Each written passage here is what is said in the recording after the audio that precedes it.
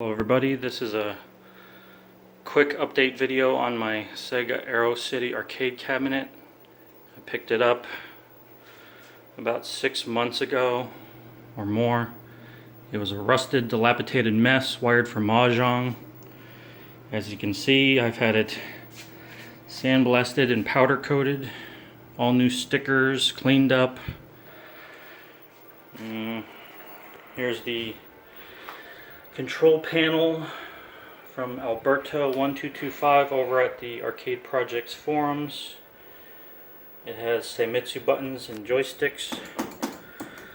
I've opted to not have the start buttons on the control panel insert here. Instead, I just want them up here.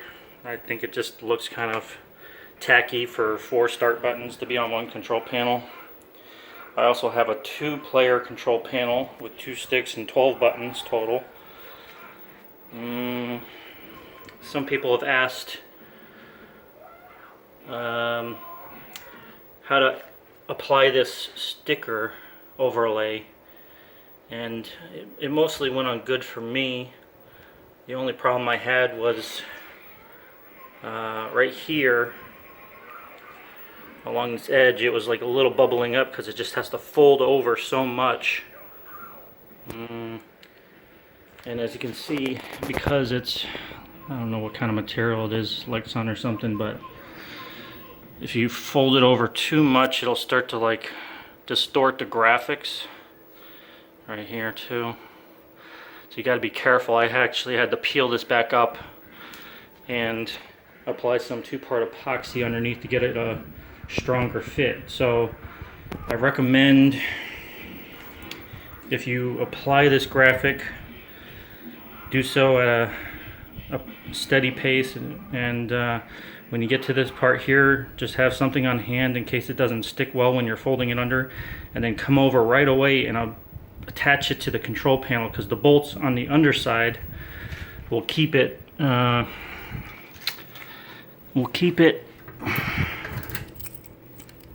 let's see here.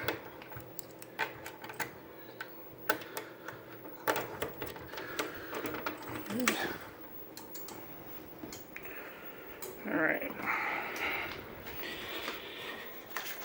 Let's see here. These bolts there, over here, and down there. If you apply it right away, those bolts will actually tighten it and force the sticker to adhere better. So that's what I did. I just came over right away and I just put it down like that. So there, I've completely rewired the entire cabinet fresh. I took out all the old wiring and I put in new wiring. So, you know, I got 1-player, 2-player here. I'm actually missing 1 key, so that's why I don't have this connected right now. There's supposed to be a latch here that connects, and it attaches onto these and keeps the control panel from flopping up and down and stuff during play.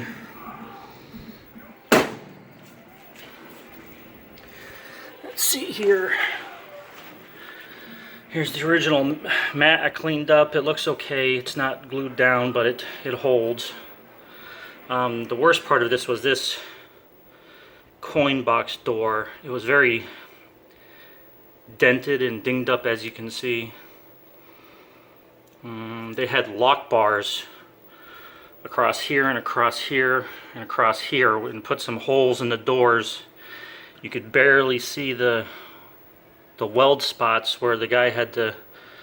This is a terrible job, but that's the first piece he did, so I didn't blame him too much. He said he would have charged me a little bit extra to redo it, but you know, I'll hold on to it for now. At a distance, it doesn't look too bad when you're in play and stuff, so, and it functions fine. There was another hole on the side here. You can't even see it now, but it was the size of a golf ball, and I paid a guy to weld it. So I only have 1 key. I need to get 1 more key.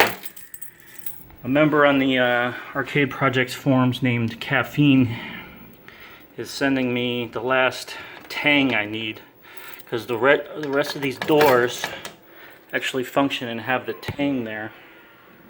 and I had those with the original cabinet. It came with it. It had all 4 except for the flat one I needed. And that member Caffeine, he said he's going to send it to me. I haven't received it yet, but right now the only thing holding up this coin box door is, I don't know, itself, paint. But there's the coin meter. I actually wired and fixed it, so it does work. I just have it disconnected right now.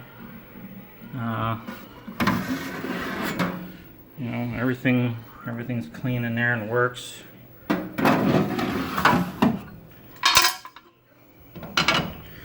The coin mech does work. The coin mech does work. I did get that working, so insert the coin there, and it does take a credit. And then let's see in here real quick. Sorry for the video quality, everybody. It's just on my phone. I'm not like a YouTuber or anything like that.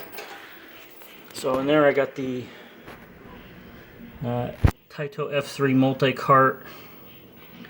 I sanded this board here. It was kind of dirty. I sanded that. I wired all the new jam aluminum. Right now the Taito F3 is actually running off stereo. I made this custom stereo cable. It runs up to those 2 speakers there. One of my speakers was blown, so I actually had to take a PC speaker and kind of jerry-rig it in there until I can find a new one, which is like almost impossible for these old cabinets. I completely recapped the monitor chassis myself. I redid the power supply, I recapped that myself. I redid all these connections and stuff. Some of them are old, most of them are new. Like the red ones back there. It uses the universal Tate and lock, something like that. Mate and lock, universal mate and lock connections. That's what these things are here. They come in 2, 4s, 3s, whatever. You can get them in different colors. All right, we got test toe, reset toe. Actually, that's service button, test, and degauss button. Got a fuse in there. I think it's 4 amps. Let's see what else. I didn't touch that because if I ever touched that, I wouldn't be able to get it back together again. It's just like it's just piggybacking. It's like a little, I don't even know what it's called, but it, you know, you could attach different things for power. So there's the power, there's the monitor chassis. I can't get too good of it. I actually had to wire in the RGB line fresh. So I had to order all the parts off of DigiKey, all the connectors and wires. That's the Lions 3 plexiglass and LCD mount kit and all that stuff with the multi-kit. So everything metal was soaked in like a CLR, calcium lime rust remover. I mean, almost everything was soaked in that and taken off all the rust. And then anything that was painted, I had sandblasted and painted. The glass was cleaned up. This bezel sticker is brand new. Thank you, HogTech, for the hookups on that. I just had to scrape off the old one and then apply that. It was kind of it was a little challenging, but I did it. There's probably maybe only like one little crease there. I had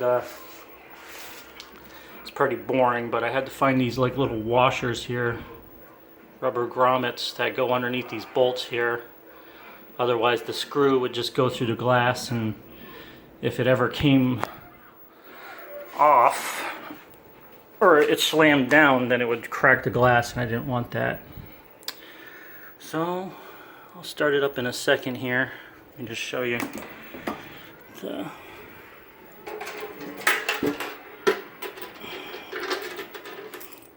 go back under here.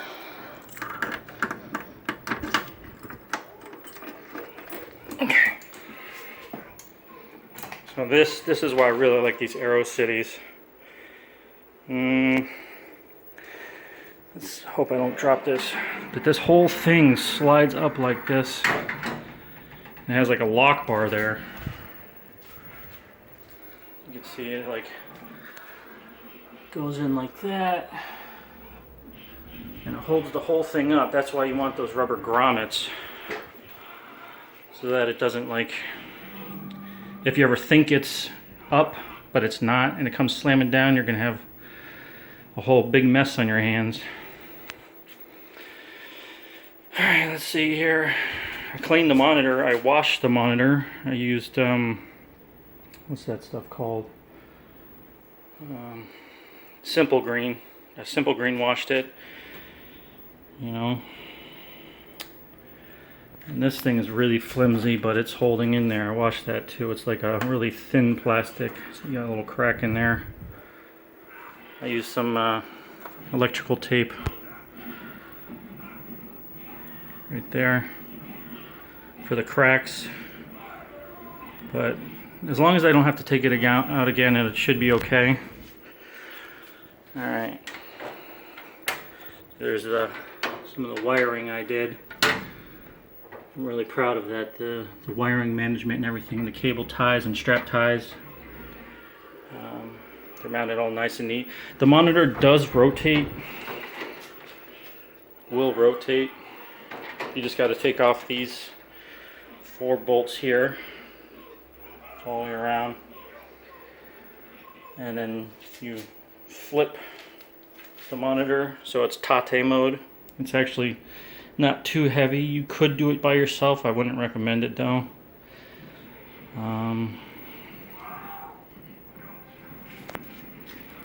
Yeah.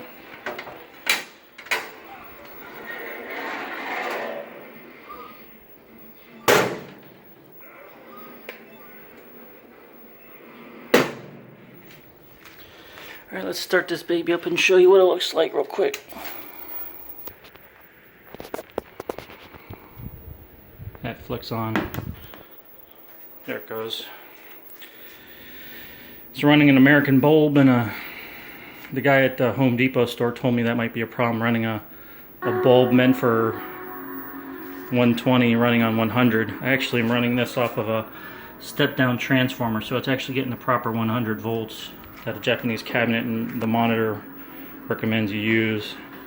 I did replace the what's that damn thing called? The fuse or the igniter or whatever. Can't remember what it's called right now, but I replaced that in there. You can't actually tell the speakers are working. Both of them are working. This is the PC one. You can only see maybe like a little shadow of it sticking up here, but other than that, it works fine. They take, let's see, they take 8 ohm 5 watt speakers, I think. And this is 8 ohm 5 watt, and this is an 8 ohm 20 watt. That's the lowest I can find, but it works fine. The monitor has no burn-in. Awesome. Awesome monitors. Amazing quality. Can't believe there's no burn-in. Let's see here, let me get a coin. I did properly wire the coin in, so put this in and there you go. Press start. I don't remember setting this as the last game I was playing, but whatever.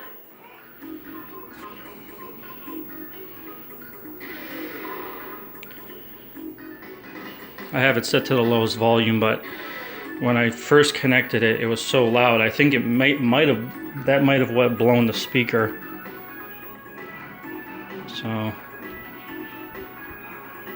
this thing gets like super loud. All right, let me put in one more coin here. I just love that feel. Trying to remember if I forgot anything, but well, I did pretty good with the stickers and the overlay, and that's it.